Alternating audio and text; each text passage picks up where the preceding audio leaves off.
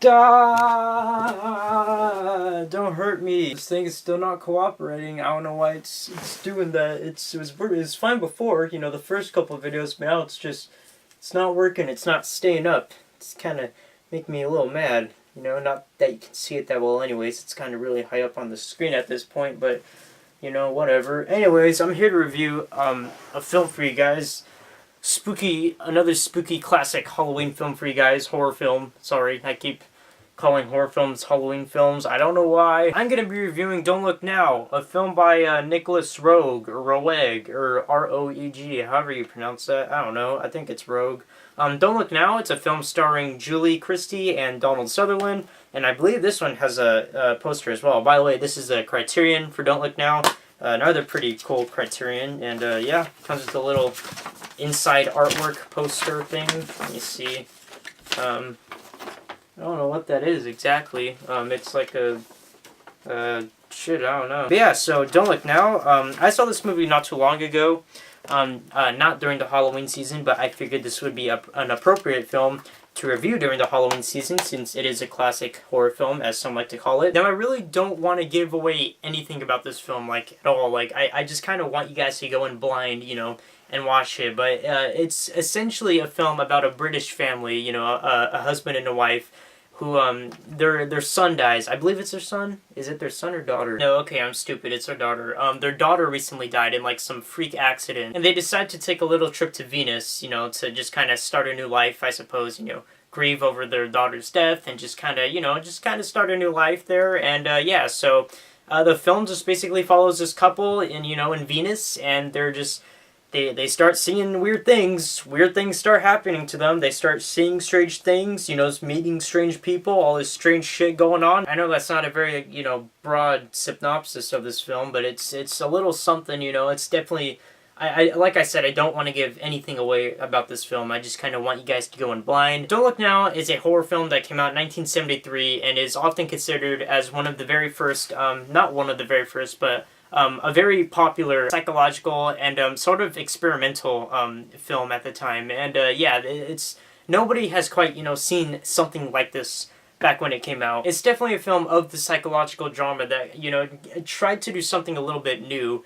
And yeah, you know, if people were to watch this film today, you know, to the general audience, if the general audience were to watch this film today, they would probably really hate it. They would probably think it sucks, you know, because there's no jump scares, there's no blood and gore, you know, it's all just psychological terror and, you know, tense psychological themes that the film focuses on to scare the viewers. This film is often cited as a horror masterpiece of the psychological genre, and yeah, I could kind of see why, I think. Okay, let me first start off by talking about the twist at the end, because, you know, when people talk about Don't Look Now, all they talk about is the twist at the end, because in a sense, that's all the movie really relies on, is this, you know, big twist at the end. And although the twist is really cool, you know, that's all, you know, that the movie relies on, you know. It's just as if the director just kind of came up with a great idea for, you know, a twist, you know, that some film could have at the end of the movie, and just kind of, you know, decided to make up this random story and, you know, just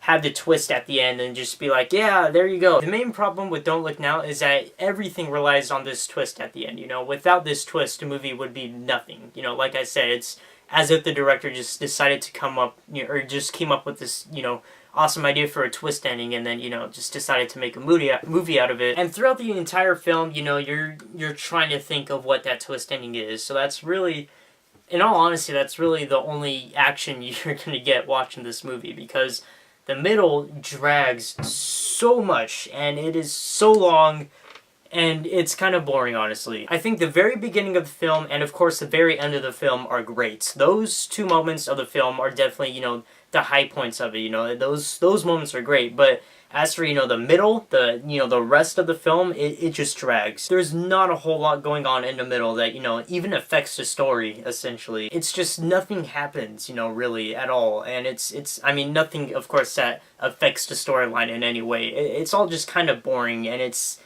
kind of pointless, like I said, you know. It just, everything relies on this twist ending. You should have something, at least something in the middle to, you know, keep us interested, but really there is nothing in this middle in the middle of this film that really is interesting at all. That being said, as for the actual twist itself, it's pretty awesome, honestly. I really love the twist of this film. It's definitely, like I said, when people talk about Don't Look Now, they always talk about the twist at the end, because that's the only thing, like I said, that this movie relies on. But it's pretty damn effective, and it's pretty damn cool.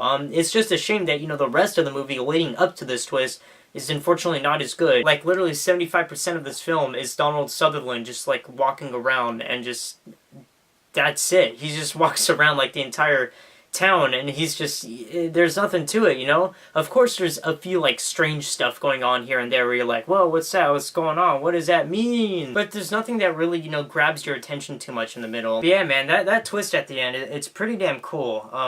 It's honestly pretty cool, and it's kind of creepy as well. It's very unsettling. The last, I'd say, 10 minutes of this movie are extremely unsettling. There's a character who's freaky as hell, and it's awesome. I loved everything that had to do, with the twist at the end. I loved the entire, last 10 minutes of this movie. But like I said, the rest of the movie is just kind of like... But yeah, the twist is very, very cool, honestly. I'd say it's almost, worth, having to sit through this movie, even though there's, like, nothing that interesting happening at all, and you're just kind of like, what's the point of this? I want to get to the point of why all this is happening. And of course that twist at the end happens, and you're like, oh shit, okay, that's pretty cool. The film definitely relies on psychological scares. There's nothing really going on in this movie that would, please the general audiences today. If they were to watch this movie, they'd be like, what the shit, there's nothing going on. And I do appreciate the film for being somewhat, a bit different than the other films that came out at the time. It's definitely, like I said, a very experimental psychological horror film that, it's trying something new. And that's something you do gotta appreciate about it. It didn't follow, the same traditional, horror conventions that a lot of the, horror films back then followed. It just kind of tried something new. And, that's really all I ask for in horror films. So I guess that, is definitely a big plus for the film. And I really love the twist ending, and, the twist ending is honestly very, very kind of creepy, very unsettling stuff. Like, I actually kind of really love the twist ending to this movie, but unfortunately, the rest of the movie just kind of drags on and on and on to that twist ending. There's not really a whole lot going on, in this movie, besides, all the strange occurrences that would occasionally pop up, here and there in the middle of the film. And I'm not by any means saying I dislike this film. I know it seems like I'm really, crapping on this movie right now, but if anything, the movie's just a little bit disappointing, I still liked it. I still liked the movie for what it was. And I could kind of see why people consider this film to be a horror classic, because of the twist ending being very shocking, and you don't see it coming. But yeah, that's really all it has going for it. There's nothing really much else to it other than the twist ending, which is a shame. But it still has its creepy little moments, It still has its moments here and there. I really, really love the setting and, the whole atmosphere of this film as well. It has a very, eerie atmosphere to it. Watching the movie, although there's not really much going on in the middle, you just get this feeling of that there's something wrong, there's something off, something's gonna happen, and, there is something that does happening at the very end of the film, but you just get this feeling of, something's off, it's kind of just a very eerie feeling, and that's really, what the psychological, aspects of the film come into play, is, you just get this feeling that something's wrong. And personally, my favorite, genre of all time is psychological horror films, so, I would think I would love this movie. I unfortunately don't love it that much. I still like it, but, yeah, I don't know, I just kind of wasn't a huge fan of this film. But I do appreciate the psychological aspects of it, and I do appreciate it trying something new than the, traditional conventions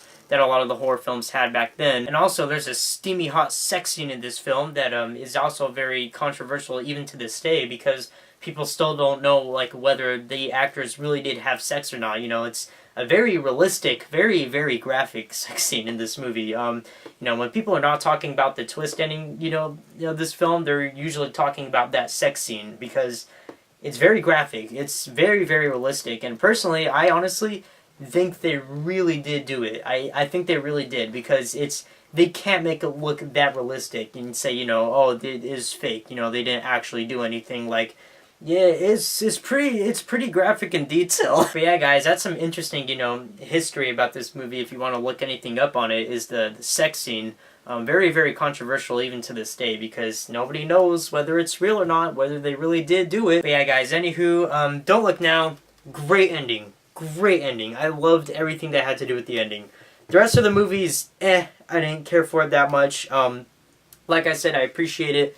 You know, trying something new, being, you know, of the experimental genre, you know, being of the psychological drama. I love psychological horror films, but this one I didn't particularly love. But I liked it, you know, I liked it for what it was. I can still kind of see why people consider it to be, you know, like kind of like a classic of the horror genre.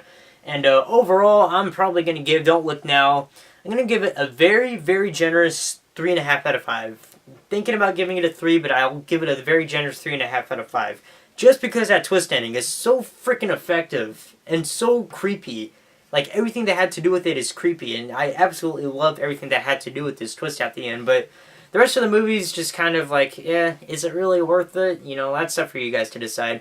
But I would still definitely recommend Don't Look Now, you know, especially for the Halloween season. This is definitely a movie to watch, especially if you're a fan of, you know, the psychological horror genre. But if you're somebody who, you know, is often, you know, not very patient and, you know, it doesn't want to sit through, you know, some guy just walking around Venus for, you know, 75% of the movie, then I would say skip it, honestly. This movie really has nothing else going for it other than that.